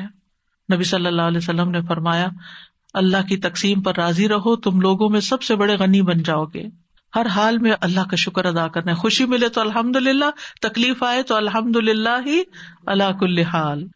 حسن کہا کرتے تھے تم اللہ سے راضی ہو جاؤ اللہ تم سے راضی ہو جائے گا۔ ہم چاہتے ہیں نا اللہ ہم سے راضی ہو جائے تو پھر اللہ تعالیٰ کی تقدیر پہ راضی ہو جایا کرو اور اللہ کا جو حق ہے اسے اپنی طرف سے ادا کرو۔ کیا تم نے نہیں سنا اللہ تعالیٰ کا فرمان ہے رضی اللہ عنہم ورضوا عنہ، اللہ ان سے راضی ہو گیا اور وہ اللہ سے راضی ہو گئے۔ اور جو راضی ہو جاتا ہے اس کی زندگی میں برکت اور وسعت آ جاتی ہے۔ نبی صلی اللہ علیہ وسلم نے فرمایا اللہ تبارک و تعالیٰ اپنے بندے کو جو کچھ دیتا ہے وہ اس میں اس کا امتحان بھی لیتا ہے۔ جو شخص اللہ تعالیٰ کی تقسیم پر راضی ہو جائے اللہ اسے برکت اور وسعت دیتا ہے، اور جو راضی نہ ہو اس کو برکت نہیں ملتی۔ پھر زبان سے بھی رب کی رضا کے کلمات ادا کرنے چاہیے۔ جیسے نبی صلی اللہ علیہ وسلم کے بیٹے ابراہیم فوت ہو گئے تھے تو آپ نے کیا فرمایا، آنکھیں روتی ہیں دل غمگین ہے اور ہم نہیں کہتے مگر وہی جس سے ہمارا رب راضی ہے۔ زبان سے کوئی ایسی بات نہیں نکلے گی، اے ابراہیم ہم تمہاری جدائی کے سبب غمگین ہیں، اپنے غم کا اظہار کیا لیکن اللہ سے ناراضگی کا اظہار نہیں کیا۔ پھر آپ دیکھیں کہ اللہ کے فیصلوں کے آگے سر تسلیم خم کر دینا چاہیے، اللہ یہ تیرا فیصلہ ہے، میں نے قبول کر لیا، میں اس پر راضی۔ وہ کیسے؟ مثلاً آپ کی شادی کسی ایسی جگہ ہو گئی کہ جس میں بعد میں آپ کو کچھ مشکلات پیش ہیں، اور وہ کون سی شادی ہے جس میں مشکلات پیش نہیں آتی؟ یعنی ایڈجسٹمنٹ کا جو بھی پیریڈ ہوتا ہے، اور زندگی بھر کچھ نہ کچھ ایڈجسٹمنٹ ہوتی رہتی۔ آپ دیکھیں جس طرح ہماری اپنی باڈی ہوتی ہے نا، بچپن میں ایک اور طرح کے ٹرامے سے گزرتی ہے، جب ہم بڑے ہو رہے ہوتے ہیں اس میں آپ دیکھیے کہ وہ باڈی میں جو چینجز آ رہے ہوتے ہیں، جب مثلاً ایک خاتون ہونے کی حیثیت سے جب پیریڈ شروع ہونے کا وقت ہوتا ہے تو جسم کی جو چینجز ہوتی ہیں اس کی وجہ سے ایک تھکاوٹ اور ایک بیماری کی سی کیفیت۔ پھر آپ دیکھیں کہ جوانی کی اپنی کچھ اور مطالبات ہوتے ہیں، اس کی ضروریات ہوتی ہیں۔ پھر اس کے بعد یہ ہے کہ جو انسان کو مینوپاز ہوتا ہے، بڑھاپا آتا ہے، ایڈجسٹمنٹ ہوتی رہتی ہے نا سارا وقت، کس طرح کھڑے ہونا، کس طرح بیٹھنا، کس طرح چلنا ہے، کیا کھانا ہے کیا نہیں کرنا، تھرو آؤٹ یور لائف آپ ایڈجسٹمنٹ کر رہے ہوتے ہیں اپنے ساتھ، کھانے پینے کے معاملے میں، ایکسرسائز کے، سونے جاگنے، کام، ہر چیز کے، آرام کے، نیند کے، ہر جگہ۔ بالکل اسی طرح جو ہماری ازواجی زندگی ہوتی ہے اس میں بھی وقت کے ساتھ ساتھ شادی سے پہلے کے جذبات کچھ اور ہوتے ہیں، پھر شادی ہو جاتی ہے تو ابتدائی دنوں کے جذبات کچھ اور ہوتے ہیں، پھر 2 مہینے کے بعد کچھ اور ہوتے ہیں، پھر 6 مہینے کے بعد کچھ اور ہوتے ہیں، سال گزر جاتا ہے تو کچھ اور ہوتے ہیں، اور پھر جب بچہ پیدا ہو جاتا ہے کچھ اور ہوتے ہیں، پھر بچے جب جوان ہوتے ہیں، کچھ ماں باپ بڑے اچھی زندگی گزارے ہوتے ہیں، جب بچے جوان ہوتے ہیں ان کے فیصلے کرنے میں آپس میں جھگڑ پڑتے ہیں، پھر اس کے بعد ان کے جب بچے پیدا ہوتے ہیں ان کے غم لگا کے بیٹھ جاتے ہیں. تو کہیں نہ کہیں کچھ نہ کچھ ہماری زندگیوں میں یہ چل رہا ہوتا ہے. تو یہ ہماری زندگی کا ایک حصہ ہے. تو یہ اللہ کے فیصلے ہوتے ہیں, ان کے آگے جھک جانا چاہیے, ان کو قبول کر لینا چاہیے. ہمیں نہیں پتا کہ جس چیز کا ہم خوف کرتے ہیں, جس سے ہم ڈرتے ہیں, اسی میں ہمارے لیے کتنی خیر اور بھلائی اللہ نے لکھ دی ہو. یعنی ہمارے توہمات ہوتے ہیں نا کہ کہیں ایسا نہ ہو جائے, کہیں ایسا نہ ہو جائے, پتہ نہیں کیا ہو جائے گا. تو ہر معاملے میں نا, مثلاً بچے جب اسکول ہی جا رہے ہوتے ہیں نا, تو اس وقت بھی اس اسکول میں داخل کراتے نا زیادہ اچھا تھا, اس پروگرام میں بھیجتے تو زیادہ اچھا تھا, میرے خیال ہے ہم نے غلطی کی اس کو ڈاکٹر بنا کے, میرا خیال ہے ہم نے غلطی کی یہاں شادی کر کے. یعنی ساری زندگی انسان فیصلے بھی کر لیتا ہے اور پھر ریگریٹس بھی ساتھ ساتھ چل رہی ہوتی ہیں. تو یہ پارٹ آف لائف ہے, لیکن اس میں ہونا وہی ہے جو اللہ نے لکھا ہے. تو اب کیا ہے, جب اللہ نے لکھ دیا ہے نا اور وہ چیز نافذ ہو رہی ہے, تو پھر کہیں رضیت باللہ ربا وبالاسلام دینا وبمحمد نبیا. اور اسی معاملے میں پھر ہمیں اللہ پر توکل کرنا پڑتا ہے. توکل انسان کے اندر اعتماد لے آتا ہے, انسان کے اندر اطمینان پیدا کر دیتا ہے. اور کیوں نہ توکل کرے, ہوا مولانا, وہ ہمارا مولا ہے نا, اس نے کام سنوارنے, میرے ہاتھ میں تھوڑی اپنی تقدیر, میرے ہاتھ میں تھوڑی اپنے فیصلے, اس نے کرنے اور اس کا ہر فیصلہ خیر پر مبنی ہے. اور بندہ جیسا گمان کرتا ہے نا اللہ کے بارے میں, اللہ تعالیٰ بھی اس کے ساتھ ویسے ہی معاملہ کرتا ہے. ایک شخص بیمار ہوا, نبی صلی اللہ علیہ وسلم نے اس کو فرمایا لا باس طہور انشاءاللہ, کوئی بات نہیں, یہ پاک صاف کرنے کا ذریعہ. تو اس نے کہا آپ یہ کہتے ہیں یہ گناہوں کو دھونے والا ہے؟ ہرگز نہیں, یہ تو ایک نہایت شدید قسم کا بخار ہے جو ایک بوڑھے پہ جوش مار رہا ہے, جو اسے قبر کی زیارت کرائے بغیر نہیں چھوڑے گا. برے برے الفاظ اس نے استعمال کیے. آپ نے فرمایا تو اچھا پھر یوں ہی ہوگا. یعنی آپ اللہ سے اچھا گمان کریں, اللہ آپ کے لیے اچھا کرے گا. جو چیز آپ کو پنچ کر رہی ہے نا, جو چیز آپ کو پریشان کر رہی ہے, اس کو کہیں یا رب, ایسے اپنے ذہن میں نا اس چیز کو ایک فزیکل فارم دیا کرے, اور پھر اس کو لپیٹ کے کہا کرے اللہ یہ آپ کے حوالے, آپ نے اس کی ٹیک کیئر کرنی ہے, میں نہیں کر سکتی, میرے دل کا یہ خوف دور کر دے, تو اس کی حفاظت کرنے والا, تو اس کی زیادہ کیئر کرنے والا ہے, تو نے اس کو پیدا کیا ہے. جیسے بچے ہیں, موسیٰ نے کیا کیا تھا, یعنی کتنی بڑی مثال ہے, اور کہاں جا کے پلے تھے, اور پھر وہاں کیا مشکل پیش آ گئی, اور پھر کہاں پہنچ گئے, پھر اللہ نے کیا کیا نہیں عطا کیا, کیسا بڑا مقام پہلے 5 اولو العزم رسول میں سے ہے. یوسف علیہ السلام, یعقوب علیہ السلام کے دل میں کیسے خدشات تھے, جو ہر ماں باپ کے دل میں اولاد کے لیے ہوتے ہیں, خاص طور پر اگر اولاد آؤٹ اسٹینڈنگ ہو. لیکن ہر واقعہ جو ان کی زندگی میں پیش آیا وہ نہیں چاہتے تھے, لیکن واللہ غالب علی امری, اللہ اپنے فیصلوں میں غالب ہوتا ہے, لہٰذا وہی ہوا جو وہ نہیں چاہتے تھے, جو نہیں چاہتے تھے. چاہے کنواں تھا, چاہے ان کا بکنا تھا, چاہے عزیز مصر کے گھر میں مشکل پیش آنا تھا, چاہے جیل خانہ تھا, ایک کے بعد ایک بڑی مشکل آتی چلی گئی, لیکن انجام کیا ہوا, کہاں پہنچے, نبوت بھی ملی, بادشاہت بھی ملی, ہر چیز ان کے اختیار میں دے دی اللہ نے. ہمیں نہیں پتا جن چیزوں سے ہم ڈرتے ہیں اور ہم چاہتے ہیں نہ ہو, لیکن واللہ غالب علی امری, وہی ہوتا ہے جو اللہ چاہتا ہے. اور جب وہ ہو جاتا ہے, لقد خلقنا الانسان فی کبد, انسان مشکلات میں پیدا کیا. زندگی پھولوں کی سیج نہیں کہ صرف آرام اور راحتیں ہی ملیں گی, مشکلات آئیں گی لیکن اس میں سے خیر بھی نکلے گی. اور مومن کے درجے بعض اوقات اس تکلیف سے زیادہ بڑھتے ہیں بنسبت اس نعمت کے جو اس کے پاس ہوتی ہے. اس لیے مصیبت پہنچنے پر اجر کی ہمیشہ امید رکھیں. نبی صلی اللہ علیہ وسلم نے فرمایا مسلمان پر کوئی مصیبت, بیماری, رنج و غم یا تکلیف ایسی نہیں آتی یہاں تک کہ کانٹا بھی چبھتا ہے تو اللہ اس کے بدلے اس کے گناہ دور کر دیتا ہے. پھر 5ویں چیز یہ ہے کہ تقدیر کے فیصلوں میں کسی کو الزام نہ دیں کہ تم اس کا سبب ہو. عام طور پہ ہوتا ہے جب کوئی کام خراب ہو جاتا ہے, کوئی چیز خرید لیتے ہیں, تم نے کہا تھا یہ والی برانڈ خریدو, تو اب روز اسی کو کوستے چلے جاتے ہیں, حالانکہ بس وہ لکھا ہوا تھا وہی پہنچنا تھا, اب ہو گیا جو ہو گیا. تو ایک دوسرے کے ساتھ اپنے ریلیشن نہیں پھر خراب کرنے چاہیے, اور یقین رکھنا چاہیے کہ نفع نقصان اللہ کے ہاتھ میں ہے. وَإِن يَمْسَسْكَ اللَّهُ بِضُرٍّ فَلَا كَاشِفَ لَهُ إِلَّا هُوَ وَإِن يُرِدْكَ بِخَيْرٍ فَلَا رَادَّ لِفَضْلِهِ يُصِيبُ بِهِ مَن يَشَاءُ مِنْ عِبَادِهِ وَهُوَ الْغَفُورُ الرَّحِيمُ. اگر اللہ تمہیں کوئی تکلیف پہنچائے تو اس کے سوا کوئی دور کرنے والا بھی نہیں, اور اگر وہ تمہارے ساتھ بھلائی کا ارادہ کر لے تو کوئی اس کے فضل کو ہٹانے والا بھی نہیں. وہ اپنے بندوں میں سے جس کو چاہے پہنچا دیتا ہے, یعنی خیر اور فضل, وہی بے حد بخشنے والا, نہایت رحم فرمانے والا ہے. غیر اللہ جو ہے وہ کسی نفع نقصان کے مالک نہیں, چاہے وہ انسان ہو چاہے کوئی اور ہو. اور یہ یاد رکھیے کوئی تکلیف بھی آتی ہے تو اللہ کے اذن سے ہی آتی ہے. ما اصاب من مصیبت الا باذن اللہ ومن یؤمن باللہ یہد قلبہ واللہ بکل شیء علیم. جو مصیبت آتی ہے اللہ کے اذن سے آتی ہے، اور جو اللہ پر اعتماد کرتا ہے، ایمان لے آتا ہے، اللہ اس کے دل کو ہدایت بخش دیتا ہے، اس کا دل کھول دیتا ہے، اس کے دل کو رہنمائی مل جاتی ہے، اس کو خیر نظر آنے لگتی ہے، اور اللہ ہر چیز کو جاننے والا ہے۔ یاد رکھیے، پوری دنیا مل کے نفع پہنچانا چاہے نا انسان کو، نہیں پہنچا سکتے، مگر اللہ کا اذن ہو تو کوئی روک بھی نہیں سکتا۔ اس لیے تکلیفوں کا اگر اندیشہ ہو تو مصائب سے بچنے کے لیے معاملہ اللہ کے حوالے کر دیں۔ فَسَتَذْكُرُونَ مَا أَقُولُ لَكُمْ وَأُفَوِّضُ أَمْرِي إِلَى اللَّهِ إِنَّ اللَّهَ بَصِيرٌ بِالْعِبَادِ۔ آل فرعون میں سے ایک رجل مؤمن نے کھل کے فرعون کی مخالفت کی، اس کے فیصلوں کی، اور موسیٰ علیہ السلام کی بھرپور تائید کی۔ اب اس کے بعد ہونا کیا تھا کہ وہ کوئی اٹھاتا اسے اور قتل کر دیتا۔ فَوَقَاهُ اللَّهُ سَيِّئَاتِ مَا مَكَرُوا، ان کی چالوں سے اللہ نے اس مرد مومن کو بچا لیا۔ کیوں؟ کیونکہ اس نے کہا تھا اُفَوِّضُ أَمْرِي إِلَى اللَّهِ، تو اپنے بارے میں بھی، اپنی اولاد کے بارے میں بھی، یا اللہ میں نے آپ کے سپرد کی، آپ ان کی حفاظت کر، جیسے موسیٰ اور یوسف علیہ السلام کی تھی، جیسے آل فرعون کے اس رجل مؤمن کی تھی۔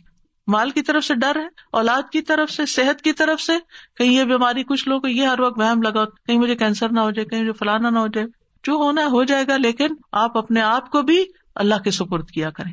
جو چیز اللہ کے حوالے کر دی جاتی ہے نا، اللہ سبحانہ وتعالیٰ اس کو درست کر دیتا ہے۔ اور پھر یہ ہے کہ اگر کوئی کام ایسا ہو گیا ہے جو پسند نہیں آیا تو اس کے بارے میں منفی جملے ادا نہ کریں، کیونکہ مصیبت کے وقت عام طور پر ہم بہت نیگیٹو ہو جاتے ہیں اور نیگیٹو باتیں کر کے سارے ماحول کو خراب کر دیتے ہیں۔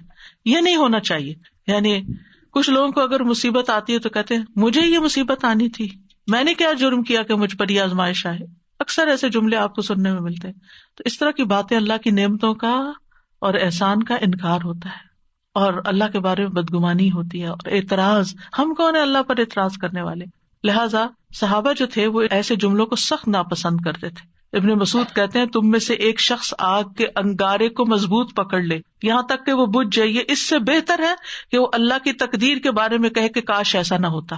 یہ نہیں کہنا چاہیے کاش ایسا نہ ہوتا، جبکہ مشکل میں کیا بولنا چاہیے؟ قدر اللہ وما شاء فعل، اللہ کی تقدیر، جو اللہ نے چاہا کیا، اللہ کی تقدیر تھی۔ مکتوب، اور ایسے الفاظ نہ بولے جائیں جو اللہ کو ناراض کر دیں، یا یہ کہیں کہ کاش میں یہاں نہ جاتا تو یہ حادثہ نہ ہوتا۔ ساتویں چیز یہ کہ تقدیر کو عذر نہیں بنانا چاہیے، ٹھیک ہے؟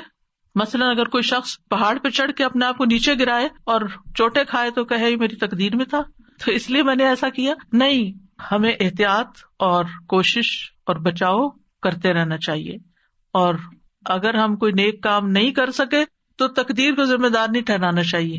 اللہ ہی کو منظور نہیں تھا کہ میں حج کرنے جاتی، اللہ ہی کو منظور نہیں تھی، یہ جملہ نکال دیں اپنی زندگی، اللہ کو منظور نہیں تھا، ٹھیک ہے، لیکن یہ کہ آپ اس طرح کے نیگیٹو وے میں نہ کہیں۔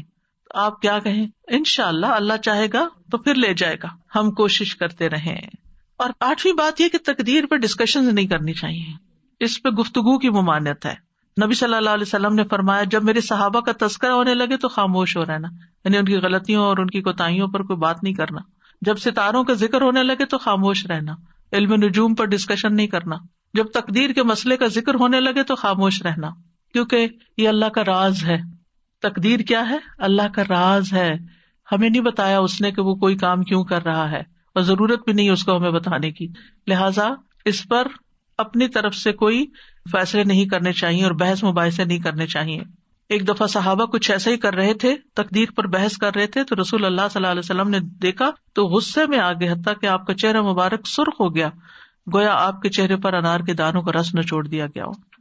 پھر اسی طرح یہ ہے کہ جب کوئی ایمان لاتا ہے تو پھر اللہ سبحانہ وتعالیٰ کے حکم کی تعمیل کرتا ہے، یہ چیز انسان کو شرک اور کفر سے بچا دیتی ہے۔ پھر شرعی احکام پر اعتراض سے انسان بچ جاتا ہے، تقدیر پر ایمان سے انسان کا ارادہ اور یقین توکل پختہ ہوتا ہے، دل مطمئن ہو جاتا ہے۔ یاد رکھیے کہ دل کو اطمینان اور چین حاصل نہیں ہو سکتا جب تک تقدیر پر ایمان نہ ہو، اور تقدیر پر راضی رہنے والے کی دنیا بھی جنت بن جاتی ہے کہ وہ تو وہ رہا ہے جو میرا رب چاہتا ہے، اور میرا رب جو چاہتا ہے وہ سب سے بہتر ہوتا ہے، اس لیے مجھے کوئی اعتراض نہیں۔ تو کتنا ضروری ہے اس عقیدے کو ذہن میں رکھنا، اس پر ایمان لانا اور اس کو ریفریش کرنا۔ رمضان اصل میں موقع ہے ہم اپنے بنیادی عقائد کو ریفریش کریں، ہم دین کی بنیادی تعلیمات کو ریفریش کریں۔ تاکہ ہم آگے سال کا جو باقی حصہ ہے وہ بہترین مسلمان کے طور پر گزار سکیں۔ نبی صلی اللہ علیہ وسلم نے فرمایا، مجھے بعد میں آنے والے زمانے میں اپنی امت پر سب سے زیادہ 3 باتوں کا ڈر ہے۔ نمبر 1 ستاروں پر ایمان لانا، نمبر 2 تقدیر کو جھٹلانا، اور نمبر 3 حکمران کا ظلم کرنا۔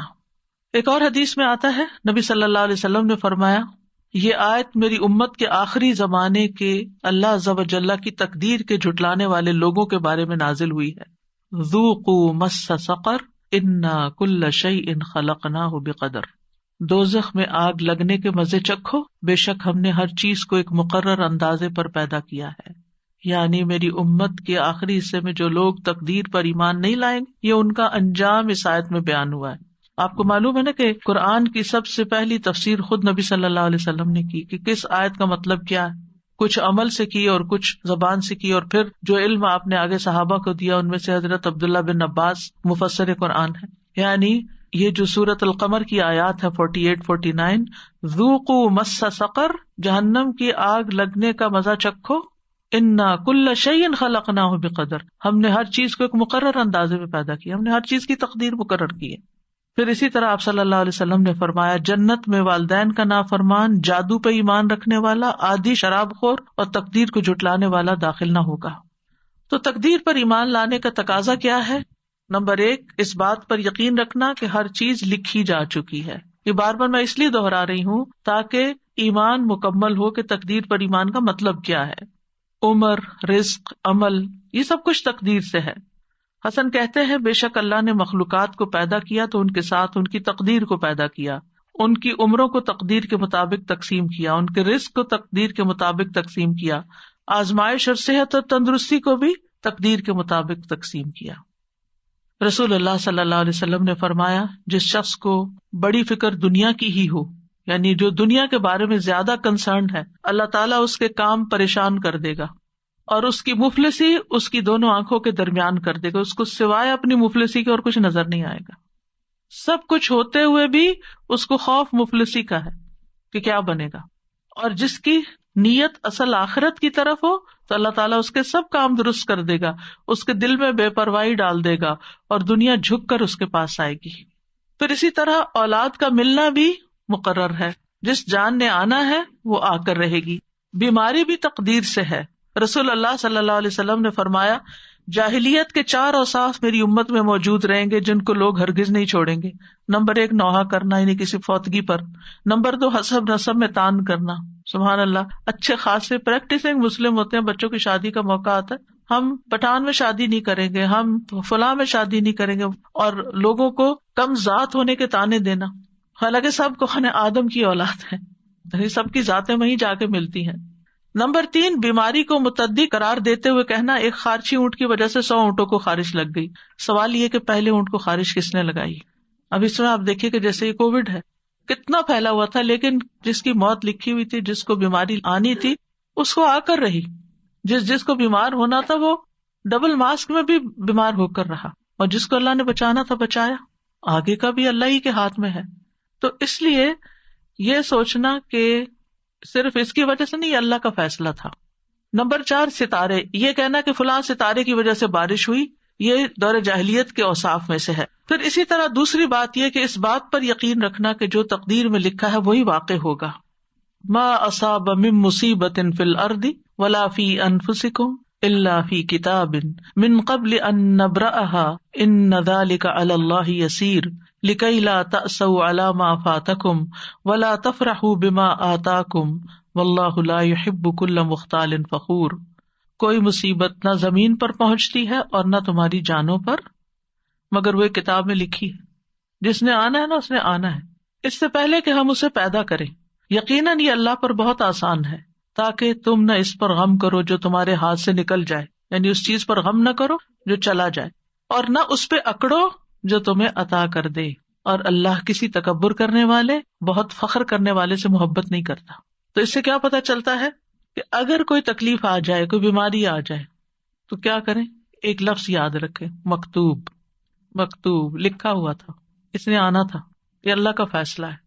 رضیت باللہ ربا وبالاسلام دینا وبمحمد نبیا۔ مثلاً آپ کو فلو ہو گیا، آپ کہتے ہیں میں نے تو فلو شاٹ بھی لگوایا تھا, میں تو اتنی احتیاط بھی کی تھی, کہ فلو کیوں ہو گیا؟ اللہ کا فیصلہ ہو گیا, مکتوب لکھا ہوا تھا. آپ سمجھتے ہیں آپ کے حق میں برا ہوا؟ نہیں, برا نہیں ہوا. اس کے ذریعے معلوم نہیں کتنی اور بیماریاں آپ کے جسم سے نکل جائیں. اللہ کو پتا ہے نا, اللہ کو آپ سے پیار ہے, وہ بڑی مصیبت سے بچانے کے لیے آپ کو چھوٹی مشکل میں ڈال دیتا ہے, اور 7 گناہ بھی جڑتے چلے جاتے ہیں, اور آپ کا اللہ تعالیٰ کی طرف رجوع بھی ہو جاتا ہے. اور یاد رکھیے کہ انسان کبھی بھی اللہ تعالیٰ کے بارے میں بدگمانی نہ کرے کہ اللہ نے مجھے بیمار کر کے میرے ساتھ اچھا نہیں کیا. نیور. کیونکہ اللہ تعالیٰ کا ہر فیصلہ عدل پر مبنی ہے, حکمت پر مبنی ہے. یہ بھی ہم نے یاد رکھنا. تکلیف آئے تو کیا سوچنا ہے, اللہ نے میرے ساتھ ظلم نہیں کیا, یہ اللہ کا عدل ہے, یہ اللہ کی حکمت ہے. اس کی حکمت اللہ ہی جانتا ہے. بہرحال میں یہ یقین رکھتی ہوں کہ اس کا یہ فیصلہ ہمارے حق میں ٹھیک ہی ہے, بہتر ہی ہے. ابن الدلمی کہتے ہیں میں ابی ابن کعب کے پاس حاضر ہوا اور ان سے کہا میرے دل میں تقدیر سے متعلق کچھ شکوک و شبہات پیدا ہو گئے ہیں, آپ اس بارے میں مجھے بتائیں, شاید اللہ تعالیٰ میرے دل سے ان شبہات کو نکال دے. ابی رضی اللہ عنہ نے فرمایا اگر اللہ آسمان والوں اور زمین والوں کو عذاب دینا چاہے تو دے سکتا ہے, اور وہ ان پہ ظلم کرنے والا نہیں ہوگا, اور اگر وہ ان پر رحم فرمائے تو اس کی رحمت ان کے لیے ان کے اعمال سے بہتر ہے. اور اگر تم احد پہاڑ برابر سونا بھی خرچ کر دو تو جب تک تم تقدیر پر ایمان نہ لاؤ گے اللہ تعالیٰ اس کو قبول نہیں کرے گا, اور جب تک تم یہ نہ جان لو کہ تمہیں جو کچھ پہنچا ہے وہ تم سے خطا ہونے والا نہیں تھا, اور جو تمہیں نہیں پہنچا وہ تمہیں ہرگز ملنے والا نہیں تھا, اور اگر اس سے اعتقاد کے بغیر تم مر گئے تو جہنم میں جاؤ گے. ابن دلمی کہتے ہیں پھر میں عبداللہ بن مسعود کے پاس آیا, انہوں نے بھی یہی بات کہی جو ابی رضی اللہ عنہ نے کہی تھی. کہتے ہیں اس کے بعد پھر میں حذیفہ بن یمان کے پاس گیا اور انہوں نے بھی وہی بات کہی جو پہلے 2 نے کہی تھی. پھر میں زید بن ثابت کے پاس گیا, انہوں نے بھی وہی کہا جو اوپر 3 نے کہا, اور انہوں نے بھی نبی صلی اللہ علیہ وسلم سے اسی طرح کی بات روایت کی. اس سے یہ پتہ چلتا ہے کہ صحابہ کرام کا ایمان کتنا درست تھا, اور ان کو پتا تھا کہ کس چیز پر ایمان لانا ہے اور کس طرح کا ایمان لانا ہے. آج آپ دیکھیں کہ ہم سے اگر کوئی پوچھے تو کیا ہم یہ بات بتا سکتے ہیں, یہ جو سارے صحابہ نے کہی تھی, ہمیں تو پتا بھی نہیں کہ ایسے بھی کہنا ہوتا ہے. تو یہ ہے تقدیر کہ اللہ کے فیصلے ظلم پر مبنی نہیں ہے, اور اللہ کی رحمت ہمارے اعمال سے بہتر ہے, اور کوئی نیک عمل قبول نہیں ہے اگر ہم تقدیر پر ایمان نہیں رکھتے, اور جو ہمیں پہنچنے والا ہے وہ خطا نہیں ہو سکتا, اور جو خطا ہو گیا وہ آنا ہی نہیں تھا. اس بات پر یقین رکھے کہ اللہ کا ہر فیصلہ حکمت پر مبنی ہے, عدل پر مبنی ہے. اللہ تعالیٰ ظالم نہیں. بظاہر نظر آنے والا شر بھی اپنے اندر طرح طرح کی خیر رکھتا ہے. اگر آپ سورۃ الکہف پڑھیں تو اس میں خضر علیہ السلام نے جس بچے کو مار دیا تھا تو اس کے بارے میں کیا آتا ہے, وَأَمَّا الْغُلَامُ فَكَانَ أَبَوَاهُ مُؤْمِنَيْنِ, اس لڑکے کے والدین مومن تھے. فَخَشِينَا أَن يُرْهِقَهُمَا طُغْيَانًا وَكُفْرًا, ہمیں اندیشہ ہوا کہ یہ لڑکا اپنی سرکشی اور کفر کی وجہ سے ان پہ کوئی مصیبت نہ لا کھڑی کرے. فَأَرَدْنَا أَن يُبْدِلَهُمَا رَبُّهُمَا خَيْرًا مِّنْهُ زَكَاةً وَأَقْرَبَ رَحْمًا, لہٰذا ہم نے چاہا کہ ان کا پروردگار اس لڑکے کے بدلے انہیں اس سے بہتر اولاد عطا کرے جو پاکیزہ اخلاق والی اور قرابت کا بہت خیال رکھنے والی ہو. تو روایات میں آتا ہے کہ اللہ تعالیٰ نے اس کے بدلے ان کو بیٹی عطا کی تھی. اب کسی کا بیٹا فوت ہو جائے اور بیٹی پیدا ہو جائے تو بظاہر وہ کیا سمجھے گا کہ میرے ساتھ تو بڑی ذاتی ہو گئی, لیکن یہاں پر بیٹی کا پیدا ہونا یعنی سرکش بیٹے کے بدلے میں اللہ نے ان کو نیک بیٹی عطا کی جو پاکیزہ اخلاق والی اور قرابت کا بہت خیال رکھنے والی. اور یہ تو ہم نے دیکھا ہے نا کہ جس طرح بیٹیاں ماں باپ کا خیال رکھنے والی ہوتی ہیں اور کیئر کرنے والی ہوتی ہیں, عمومی طور پر اللہ ماشاء اللہ عمومی طور پر بیٹے ایسے نہیں ہوتے. پھر مریم کو بیٹا دینے کی بجائے اللہ نے بیٹی سے نوازا جن سے عیسیٰ علیہ السلام پیدا ہوئے, کتنی بڑی سعادت تھی ان کی. تو مومن کے ہر حال میں خیر ہوتی ہے, اللہ کے ہر فیصلے میں خیر ہے. حدیث میں آتا ہے مومن کا معاملہ بھی عجیب ہے, اس کے لیے ہر بات میں بھلائی ہے, اور یہ مومن کے سوا کسی کے لیے نہیں. اگر اس پہ خوشحالی آتی ہے وہ شکر ادا کرتا ہے تو اس کے لیے بہتر ہے, اگر کبھی مشکل آتی ہے وہ صبر کرتا ہے تو اس کے لیے وہ بہتر ہے. اور شکر کرنا بھی بہت فائدے کی چیز ہے. الطاعم الشاکر کالصائم الصابر, یعنی جو کھا پی کے شکر ادا کرتا ہے وہ روزہ رکھ کے صبر کرنے والے کی طرح, اس کا بھی اجر ہے اس کا بھی اجر. تو جس حال میں اللہ رکھے اس کے مطابق اگر آپ ریئیکٹ کرتے ہیں تو آپ کے لیے اجر ہی اجر ہے. پھر آپ دیکھیے کہ ایک ہم عادت سیکھنے کے ہر چیز میں خیر دیکھیں اور خیر کے پہلو پر نظر رکھیں. نبی صلی اللہ علیہ وسلم نے فرمایا ابن آدم 2 چیزوں کو ناپسند کرتا ہے, 2 چیزیں اس کو اچھی نہیں لگتی. نمبر 1 موت کو, حالانکہ مومن کے لیے موت فتنوں سے بہتر ہے. نمبر 2، مال کی قلت کو، مال کم ہو گیا ہے. حالانکہ مال کی قلت حساب کتاب میں کمی کا باعث ہے. اگر مال کم ہے تو حساب بھی کم ہے، مال زیادہ تو حساب بھی زیادہ. زندگی میں کوئی حادثہ پیش آ جائے تو یہی کہا کریں لا تحسبوہ شرا لکم بل ہوا خیر لکم، تم اسے اپنے لیے برا مت سمجھو بلکہ یہ تمہارے لیے بہتر ہے. نہیں تمہیں پتا کہاں کہاں اس کی وجہ سے بہتری بھی ہو گئی. سفیان کہتے ہیں انسان جو ناپسند کرتا ہے وہ اس کے لیے بہتر ہوتا ہے اس سے جس کو وہ پسند کرتا ہے، کیونکہ ناپسندیدہ چیز اسے دعا پر ابھارتی ہے اور جسے وہ پسند کرتا ہے وہ اسے آگ لگاتا ہے. یعنی دنیا کی عیش و عشرت چاہتا ہے اور وہ اس کے لیے بعض اوقات اللہ سے دوری کا باعث بن جاتی ہے. بہت دفعہ ایسا بھی ہوتا ہے کہ جب کسی تکلیف کا انجام سامنے آتا ہے لیٹر آن تو وہ ہمیں خوش کر دیتا ہے، اس وقت اللہ کے فیصلوں کی حکمت سمجھ آتی ہے.